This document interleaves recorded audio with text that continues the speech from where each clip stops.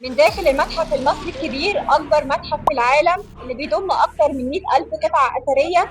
كل زاوية بتحكي عن حضارة عمرها أكتر من 7000 سنة.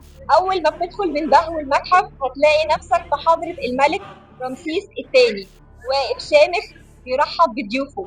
الملك اللي اتقال عليه أعظم ملوك مصر القديمة، وحكم أكتر من 66 سنة. اتنقل من ميدان رمسيس 2006، طوله 11 متر ووزنه 83 طن.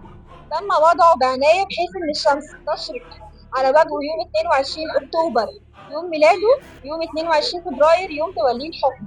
وبعد 3200 سنة لسه واقف بيحكي عن قوة مصر وحضارتها. ولسه الحكاية ما خلصتش. ورا الملك رمسيس كنوز من القطع الأثرية، من بينهم اللي بيتعرض لأول مرة كنوز الملك توت عنخ آمون، أكثر من 5000 قطعة من الذهب والمجوهرات والتماثيل والعربيات الحربية. ولأن العظمة لسه ما خلصتش، هتشوف كمان مراكب الشمس للملك خوفو اللي تم اكتشافهم سنة 54، وتم إعادة بناء واحدة منهم بالكامل والتانية في مرحلة ترميم. وهي عبارة عن مراكب بيستخدموها في نهر النيل، ليها أهمية كبيرة للتبادل التجاري والثقافي. الأيام اللي فاتت مصر خلت العالم كله يتفرج على احتفالات الافتتاح، عرض عالمي جمع الحضارة بالفن والتكنولوجيا، من المسلات اللي نورت في عواصم مختلفة للموسيقى اللي عزفت في أكتر من 20 دولة.